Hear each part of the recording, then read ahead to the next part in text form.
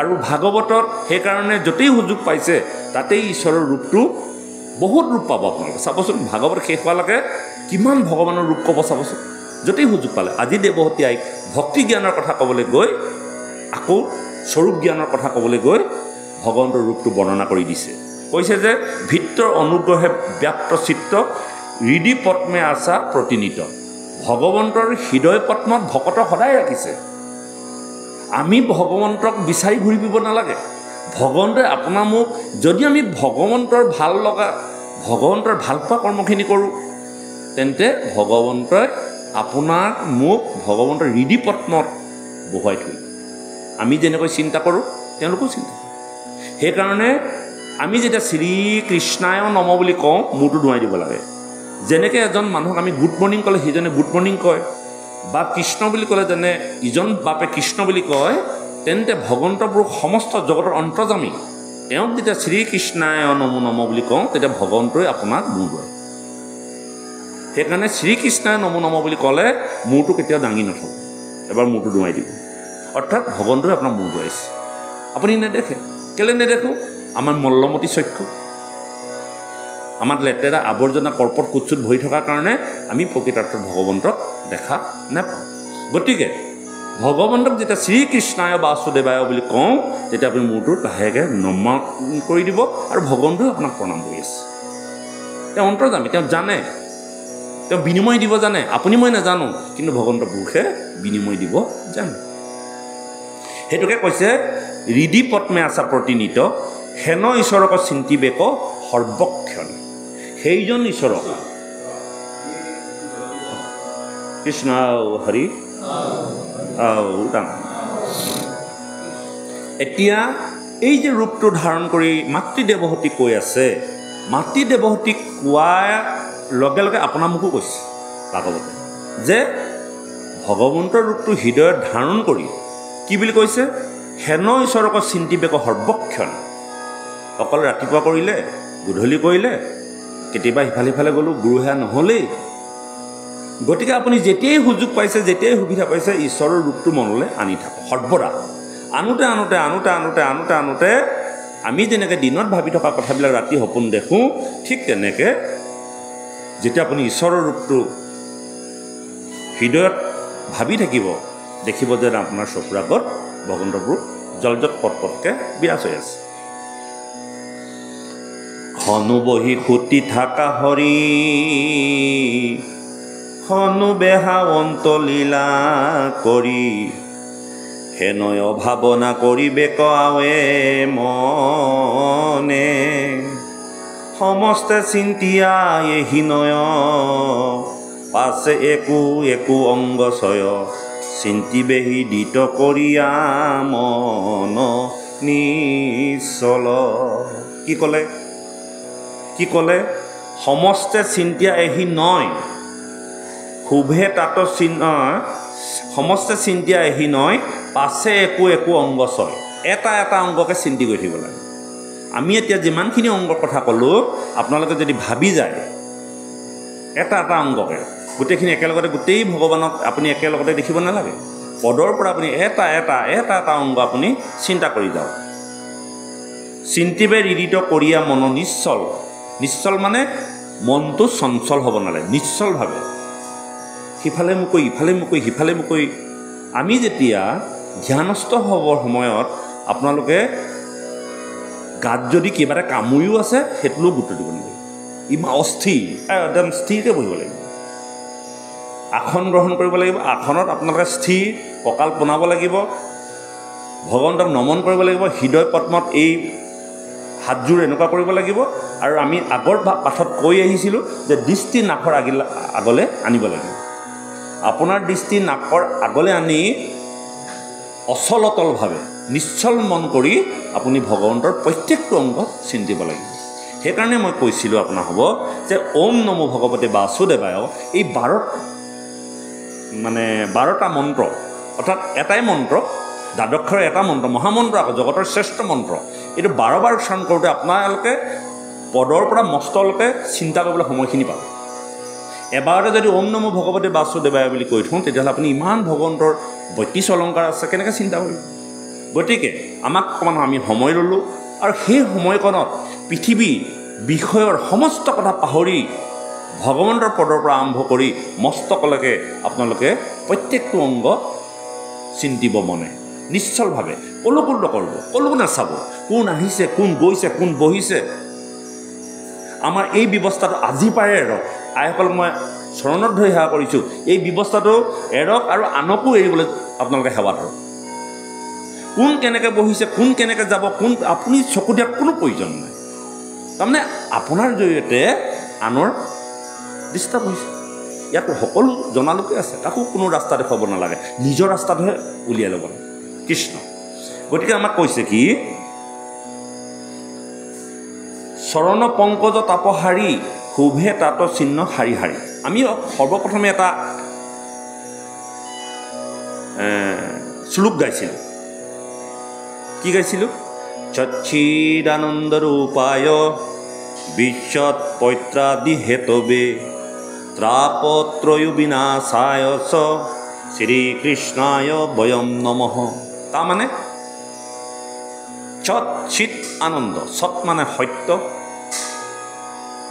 এই চিতত তেওঁ আনন্দ হিচাপে বিৰাজ কৰিছে। সৎ চিত আনন্দ চিদানন্দ, সচ্চিদানন্দ তেওঁ চিতত আনন্দ হিচাপে বহি আছে, সৎ বস্তু হিচাপে বহি আছে।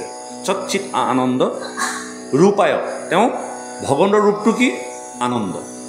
আপোনাৰ মনত যদি দুখ আছে জানক আপোনাৰ হৃদয়ত ভগৱান নাই। আপোনাৰ মনত যদি আনন্দ আছে জানক আপোনাৰ মানে হৃদয়ত ভগৱান বহি আছে, কাৰণ তেওঁ আনন্দৰ ৰূপ। আমি যেতিয়া সকলো বাপ বৈষ্ণৱে আনন্দ মনেৰে থাকোঁ, হাঁহি ধেমালি কৰি থাকোঁ, জানিব আমাৰ প্ৰত্যেকৰ হৃদয়ত ভগৱন্ত পুৰুষে নিবাস কৰি আছে। সেইকাৰণে প্ৰথমতে কৈছিলে যে প্ৰসন্ন বদন প্ৰফুল্ল যেন কমল। আপুনি ঈশ্বৰ সেৱা কৰিবলৈ যাওঁতে প্ৰসন্ন বদন হ'ল, বদন মানে মুখমণ্ডল। আপোনাৰ মুখখন প্ৰফুল্ল হৈ থাকিব লাগিব, আনন্দিত হৈ থাকিব লাগিব, মিহি মিহিকৈ হাঁহিব লাগিব, ফাক ফাককৈ নহয় আকৌ, যেন হাঁহিটো ওলাওঁ নোলাওঁকৈ আছে। আৰু কি কৈছে? প্ৰফুল্ল যেন কমল, এপাহি পদুম ফুলিলে যিটো সৌন্দৰ্যতা আহে, ঠিক তেনেকৈ আপোনাৰ মুখখনত সেই উজ্জ্বলতাটো প্ৰকাশ পাব লাগিব। গতিকে কৈছে চৰণ পংকজ তাপহাৰী।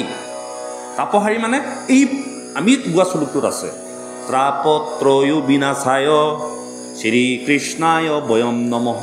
তাৰমানে সেইজন সচ্চিত আনন্দ, সচ্চিদানন্দ ৰূপায় বিচ্ছদ পৈত্ৰাদি হেতবে, সমস্ত জগতক তেওঁ ৰক্ষা কৰি আছে। সেইজন আনন্দস্বৰূপ ব্ৰহ্ম, তেওঁ আমাক কি কৰে? ত্ৰাপত্ৰয়ো বিনাশায়, অৰ্থাৎ আমি প্ৰত্যেকজন জীৱ তিনি তাপৰ ভোগী, আদি দৈবিক, আদি ভৌতিক আৰু আধ্যাত্মিক। তিনি তাপে সন্তাপিত হৈ আছে। আৰু এই তিনি তাপৰ পৰা আমাক উদ্ধাৰ কৰিব পৰা এজনেই লোক আছে, শ্ৰীকৃষ্ণায় বয়ম নমঃ। সেইজন কৃষ্ণক আমি প্ৰণাম কৰিছোঁ, যিজনে তেওঁৰ চৰণৰ দ্বাৰা আমাৰ তিনি তাপৰ পৰা আমাক উদ্ধাৰ কৰে। নহয়নে বাৰু? তিনি তাপৰ পৰা উদ্ধাৰ কৰে নকৰে? কৰে। তিনি তাপ আমি তিনি তাপত পাই থাকোঁ নহয়। আদি দৈবিক, দৈব্যক্ৰমে আমি যিখিনি দুখ কষ্ট পাই আছোঁ, কোনোবা এজনে চকু কণা হৈ আহিছে, কোনোবা যাতে ভৰি এটা লেঙুৱা হৈ আহিছে, নহয়নে বাৰু? দৈব্যক্ৰমে যিখিনি হৈছে।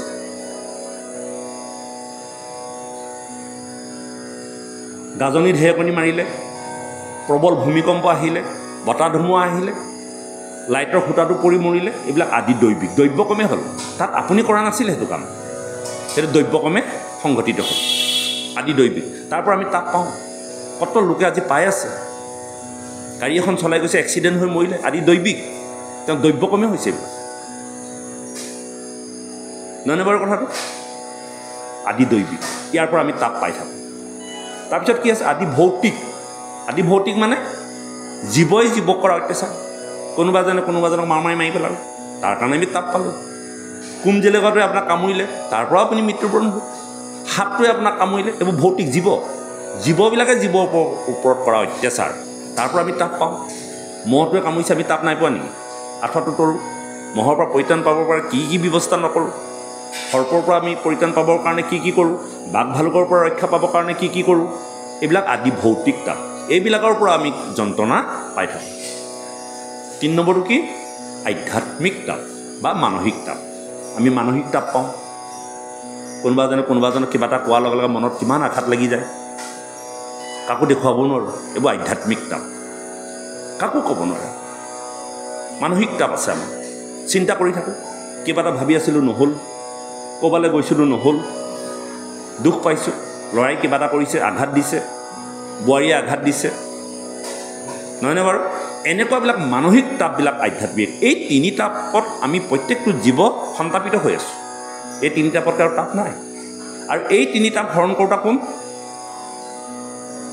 ভগৱন্তপুৰ কৃষ্ণ একদেৱ দুখ হাৰি কালমাই আদিৰো অধিকাৰী তাৰমানে কৃষ্ণ একদেৱ দুখ হাৰি এই এজনেই দেৱতা আছে যিজনে আপোনাৰ মোৰ দুখ হৰণ কৰিব পাৰে সেইকাৰণে ভগৱন্ত পুৰুষৰ ওচৰত যেতিয়া আমি সেৱা সৎকাৰ কৰিবলৈ আহোঁ তেতিয়া চিঞৰি চিঞৰি কান্দিব নাপায় কাৰণ তেওঁ দুখ হৰণ কৰোঁতে আপোনাৰ দুখ ক'ৰ পৰা আহিল যদি ভগৱন্ত পুৰুষ চাব দেই যুক্তি কথা আছে যদি ভগৱন্ত পুৰুষ আপোনাৰ প্ৰতি সন্তুষ্ট হৈছে তেতিয়াহ'লে আপোনাৰ দুখ আহিল ক'ৰ পৰা কাৰণ তেওঁ দুখ হাৰি মানে হৰণ কৰা নাইকিয়া কৰা কথাবোৰ যুক্তি চাব তেতিয়াহ'লে আপুনি ভগৱন্তৰ চৰণত আপোনাৰ মনটো লগোৱাই নাই আপুনি বেলেগ বিষয় কথাতে লগাই কান্দি আছে আমি ভাবোঁ যে ভগৱন্তৰ প্ৰতি বেলেগ ভক্তি হৈছে দেই চকু পানী নহয় তেওঁ কাৰোবাৰ প্ৰতি মন কৰি কান্দি আছে ভগৱন্তৰ প্ৰতি তেওঁ মন থৈ কন্দা নাই কাৰণ ভগৱন্তৰ ওচৰত দুখ নায়েই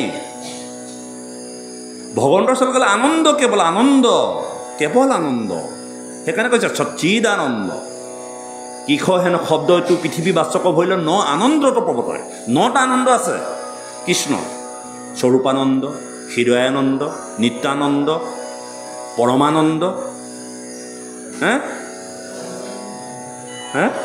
সহজানন্দ সহজতে যি আনন্দ পায় তেওঁৰ স্বৰূপটো অনুভৱ কৰি যিটো আনন্দ পায় নিতে যিটো আনন্দ পায় নিত্যানন্দ পৰম যিটো আনন্দ পাইছে পৰমানন্দ এনেকৈ ন আনন্দ কিষ হেন শব্দ এইটো পৃথিৱী বাচক ভৰিল ন আনন্দৰ তেতিয়াহ'লে আপোনাৰ মোৰ দুখ ক'ব আহিল এই ঈশ্বৰ সেৱা কৰিবলৈ যাওঁতে সৰ্বদা আনন্দ মনেৰে প্ৰফুল্লিত বদনেৰে কৰিব লাগে কেতিয়াও আপোনালোকে সেৱা কৰোঁতে নেকান্দিব যদি কান্দিছে তেতিয়াহ'লে আপোনালোকে প্ৰকৃততে আমি জানো আমি ভাগৱত বা শাস্ত্ৰৰ মাধ্যমেদি আপোনালোকক বিচাৰ কৰোঁ বা আমিও বিচাৰ কৰোঁ কেতিয়াবা চকুলো ওলায় কেনেকৈ ওলায় সেইটো আকৌ আনন্দৰ চকুলো সেই চিঞৰি চিঞৰি কন্দাটো নহয় তেওঁ ভাবোঁতে ঈশ্বৰৰ ৰূপ দেখোঁতে অন্তৰত আনন্দ আহে সেই চিঞৰি চিঞৰি কন্দাটো নহয়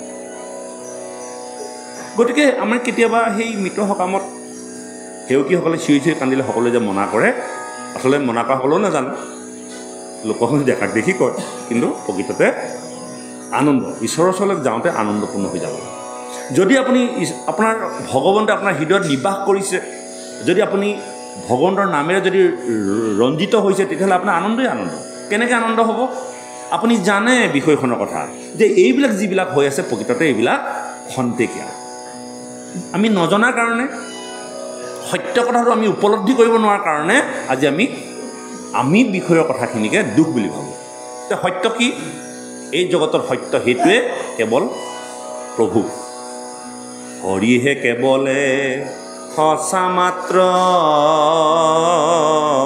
ৰাম ৰাম ৰাম ৰাম ৰাম তান্ত বিনে মিছা যত দে শাহুদামান যিমানবোৰ দেখিছোঁ সকলো মিছা আপুনি মিছা মই মিছা চব মিছা এতিয়া সঁচা কি আপোনাৰ ভিতৰত থকা যি তত্ত্ব এই মহাভাগৱত কিন্তু সঁচা আপুনি নহ'লেও মই নহ'লেও এই ভাগৱত যুগ যুগ ধৰি আজি হাজাৰ হাজাৰ বছৰৰ পৰা সেইদিনা যিদিনা পৰীক্ষিতে বৈকুণ্ঠৰ পৰা নিগুণবাদী শুকদেৱৰ পদ্মমুখৰ পৰা ভাগৱত নমাই আনিছিল সেইদিনা বা আজিলৈকে ভাগৱত আছে কিন্তু আমি গুচি গ'লোঁ কোনবিলাক কিমান আমাৰ জন্ম প্ৰজন্ম শেষ হৈ গুচি গ'ল কিন্তু ভাগৱত আছেই সেইকাৰণে এই জগতত চাৰিটা চৈতন্য বস্তু ভক্তি ভক্ত সাধু শাস্ত্ৰ চৈতন্য নিশ্চয় চৈতন্য মানে চেতন থকা ভক্তি জীয়াই আছে ভক্ত জীয়াই আছে সাধু জীয়াই আছে আৰু শাস্ত্ৰ জীয়াই আছে গতিকে ভক্তি ভক্ত সাধু শাস্ত্ৰ চৈতন্য নিশ্চয় বাকী আমি চব জল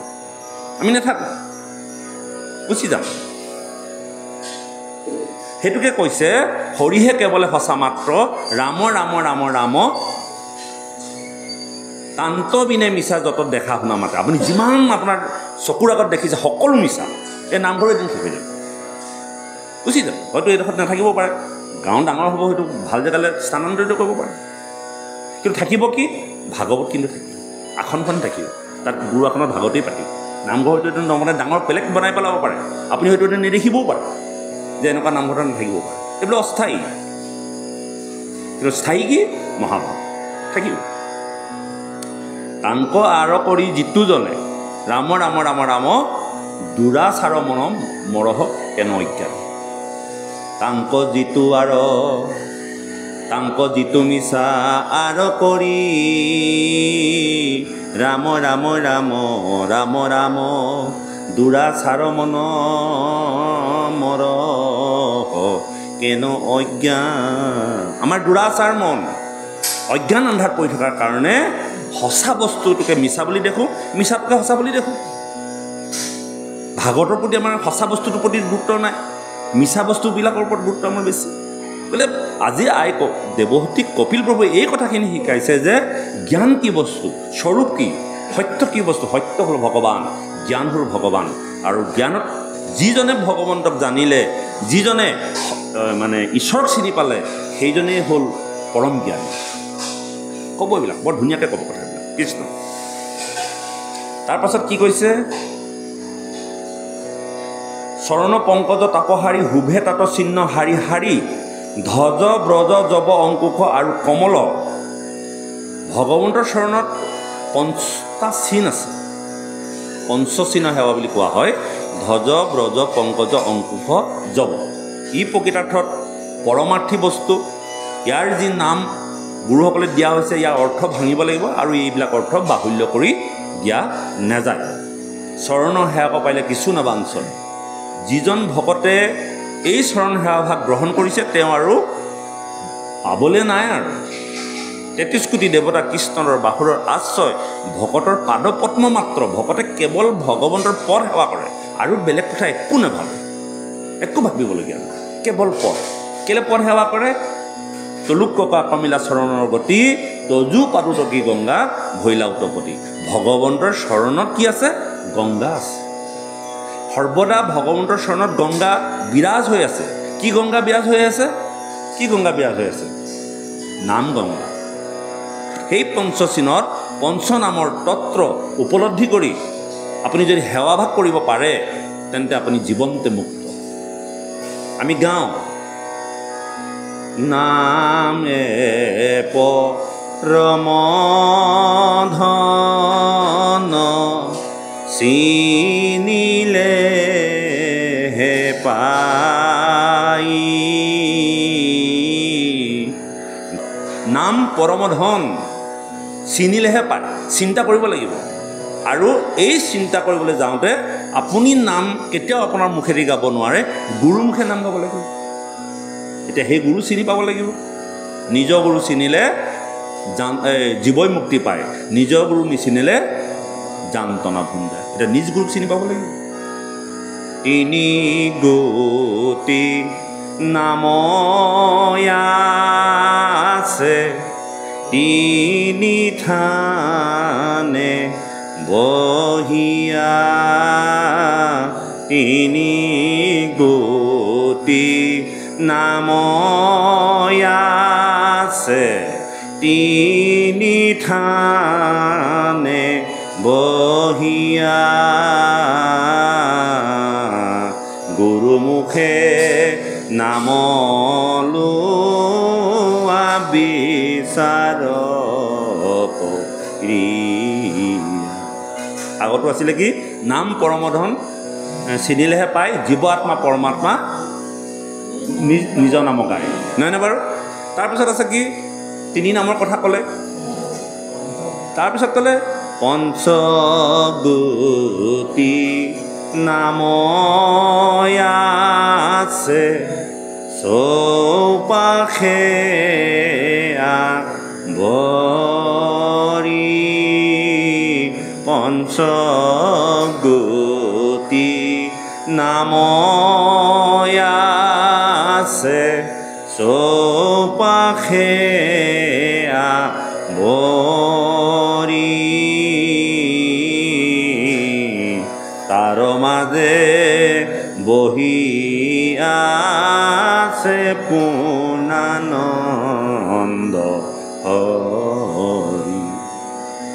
5টা গুটি আছে, তাৰ মাজত কোন বহি আছে? পূৰ্ণানন্দ হৰি। সেই পঞ্চগুটি কি? ধ্বজ ব্ৰজ পংকজ অংকুশ নিজ। 3 গুটি নামটো মই ইয়াত সততাই ক'ব নোৱাৰোঁ। তাৰপিছত কি আছে? অষ্টগুটি নাম আছে। অষ্টগুটি নাম আছে অষ্টাংগ হৰিৰে। অষ্টগুটি নাম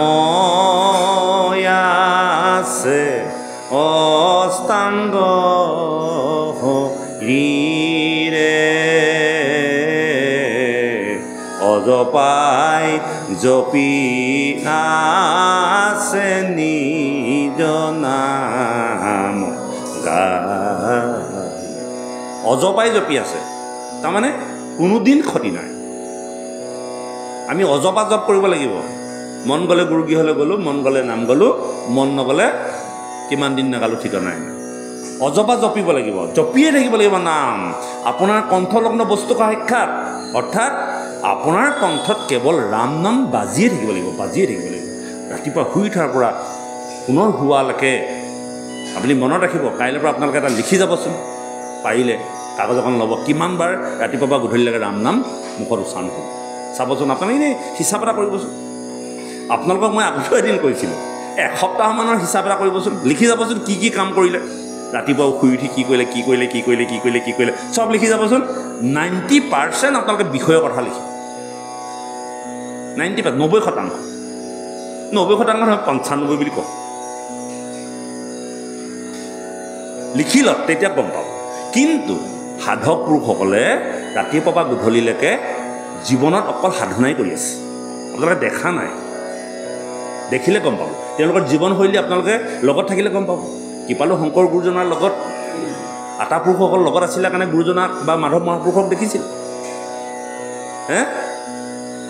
নহ'লে এই 119 বছৰত ইমান 4খন বেদ অধ্যয়ন কৰি 14 শাস্ত্ৰ মানে পঢ়ি ইমানখিনি কথা লিখি থৈ যাব গুৰুজনাই নোৱাৰিলে।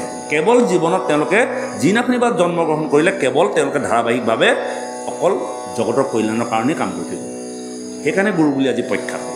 ভগৱন্ত পুৰুষেও জন্ম হৈ 3 দিনৰ পাছৰ পৰা পতনাক বধ কৰাৰ পৰা ধৰি বৈকুণ্ঠ পয়নৰ শেষ সময়লৈকে কেৱল জগতৰ কল্যাণৰ কথাকে কৰিব।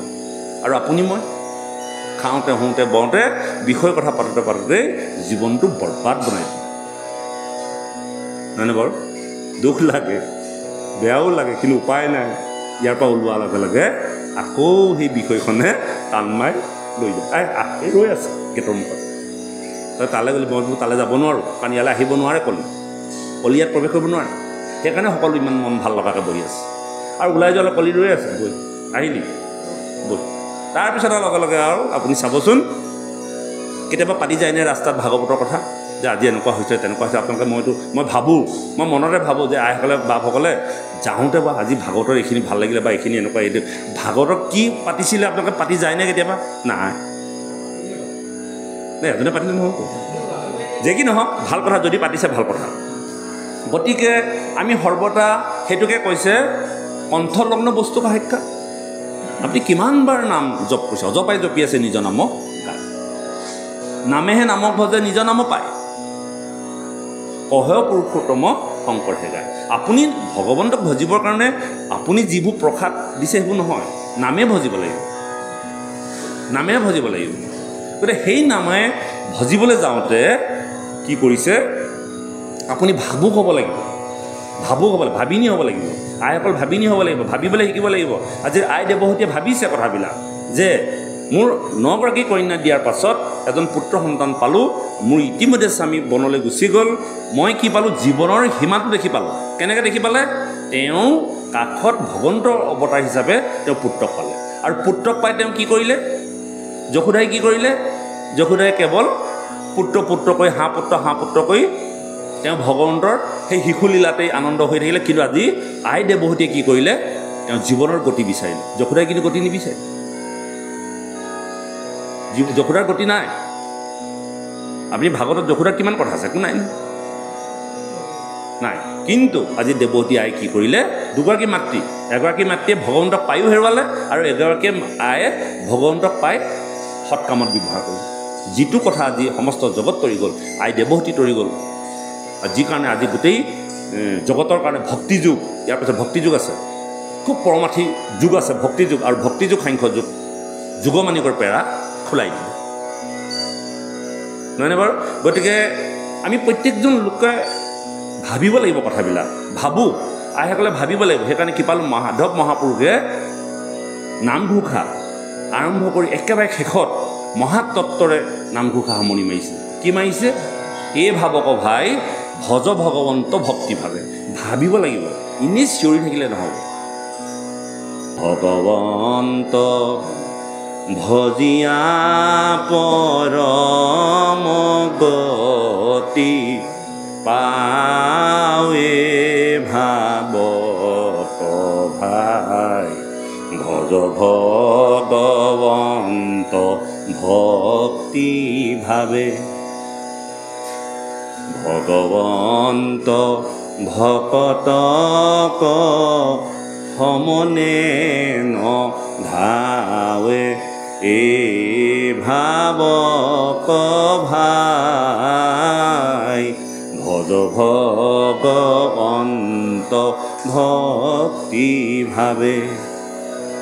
ভগৱন্ত নভজি চলয় যম থাৱে ভাবক ভাই ভজু ভগৱন্ত ভক্তি ভাৱে। নহয় নে বাৰু? কি কৈছে? এই ভাবক, ভাবাচোন, ভগৱন্তক ভজিলে পৰম গতি পাব। ভগৱন্তক ভজা লোকে জীৱনলৈ চমন যায় নহয়। চমন মানে আপোনালোকে চমন আহে নহয় কেতিয়াবা কোৰ্টৰ পৰা। ভগৱন্ত নভজি চলয় যম খাৱে ভাবক ভাই ভজ ভগৱন্ত ভক্তি ভাৱে। ভগৱন্তক নভজিলে ক'লৈ যাব লাগিব? যমৰ ঘৰলৈ। আচলতে সেই যমৰ ঘৰৰ কথা কোৱা নাই তাত, মই সেই কথাটোকে বুজাব বিচাৰিছোঁ। যম মানে ভগৱন্তক নভজিলে, ভগৱন্তক নভজীয়া চলয় যম খাওঁ। আমি যেতিয়া নীতিৰ বাহিৰত কাম কৰোঁ, নহয়নে বাৰু? নীতিৰ বাহিৰত কাম কৰিলে আমাৰ কি হয়? আইনী মেৰপাকত আমি সোমাও নোসোমাওঁ। আমি যেতিয়া নীতিৰ বাহিৰত কাম কৰিম, আইনৰ বিৰোধ কৰ্ম কৰিম, তেতিয়াহ'লে আইনৰ পৰা আমালৈ চমন আহেনে নাহে? যম মানে সংযম, যম মানে নিয়ম, যম মানে আচাৰ, যম মানে হ'ল সাধনা। এই কথাখিনি বা যিদিনাখনি আপুনি বিমুখ হ'ব, তেতিয়াহ'লে যমৰ ঘৰৰ পৰা আপোনাৰ চমন আহে। আপুনি গুৰুৰ কথা লোৱাৰ পাছত যেতিয়া নিয়মমতে যেতিয়া গুৰু সেৱা নকৰিব, গুৰুৰ পৰা যেতিয়া আপুনি নাম কথা গ্ৰহণ কৰাৰ পাছত সঠিকভাৱে যেতিয়া নাম আপুনি পৰিধান নকৰিব, তেতিয়া আপোনাৰ নীতিৰ পৰা অৰ্থাৎ আইনী মেৰপাকত সোমাব, অৰ্থাৎ যমৰ মেৰপাকত সোমাব। যম মানে সংযম, সংযমে আপোনাক কি কৰিব? চমন জাৰি কৰিব। যে তই গাব নালাগে, বৈ তোৰ হ'ল। সেইটোকে কৈছে ভগৱন্তক নভজি চলয় যম খাওঁ। সেই যমৰ কবলত পৰিব লাগিব, অৰ্থাৎ আইনী মেৰপাকত আমি সোমাই পৰিব লাগিব। যম মানে হ'ল, কথাটো বুজিলেনে? যম শব্দৰ অৰ্থ। সেইকাৰণে কৈছে আনুজত হবে মিছা ভক্তিৰ ভাৱে ভাই ভাবক ভাই ভজ ভগৱন্ত ভক্তি ভাৱে। আনুজত হবে মিছা ভক্তিৰ অভাৱে। আপুনি যিমান কৰ্ম কৰক, যদি ভক্তি নাথাকে নহ'ব। আমিতো কামটো কৰাটো ঢেৰ কৰি আছোঁ, নহয় জানো? কিমান দান দিছোঁ, কিমান টকা পইচা দিছোঁ, নামঘৰ বনাই দিছোঁ, কিমান আনতে অহা আমাৰ কৃষ্ণ জন্মাষ্টমীত দেখোন একদম সাংঘাতিক এটা পৰিৱেশ। সেইবোৰতো আমি কৰিছোঁ, তাৰ পাছতো ঈশ্বৰ সন্তুষ্ট নহয়। অৰ্থাৎ আনুজত হবে মিছা ভক্তিৰ অভাৱে। যদি ভক্তিভাৱ অভাৱ হৈ আছে, আপুনি ঢেৰ কৰিলেও, আপুনি ঘৰৰ গোটেই ভাল ধান বিকিও যদি ইয়াত ৰাইজক খুৱাই দিয়ে, আপোনাৰ কোনো কামৰ অৰ্থ দিয়ে মিছা। কথাটো বুজি পাইছেনে অকণমান? সেইটোকে কৈছে গোটেই নামঘোষাখনৰ মহাতত্বটো কৃপালু মাধৱ মহাপুৰুষে নামঘোষাৰ শেষত থৈ দিলে। অনুযত হবে মিছা ভক্তিৰ বাবে গতিকে ভক্তিটো শিকিবৰ কাৰণে আজি আই দেৱহূতিয়ে তেওঁ কপিল প্ৰভুৰ পৰা শিকিছে যে মোক কোৱা যে জ্ঞানৰ স্বৰূপটো মোক বৰ্ণনা কৰা আৰু এই কথাটো ক'বলৈ যাওঁতে ভক্তি যুগৰ কথা ক'বলৈ যাওঁতে সৰ্বপ্ৰথমতে তেওঁৰ হৃদয়ত ভগৱন্তৰ ৰূপ বৰ্ণনা কৰিছে যে এই ভগৱন্তক যদি তুমি ভক্তি নকৰা এই ভগৱন্তৰ ৰূপ যদি তুমি হৃদয়ত নধৰা অনুযত হবে মিছা ভক্তিৰ অভাৱে মনে খাইছেনে কথাবোৰ এনেধৰণে কথাবিলাক আগবাঢ়ি গৈ থাকে ধাপে ধাপে আগবাঢ়ি গৈ থাকে বহুত কথা জানিবলগীয়া আছে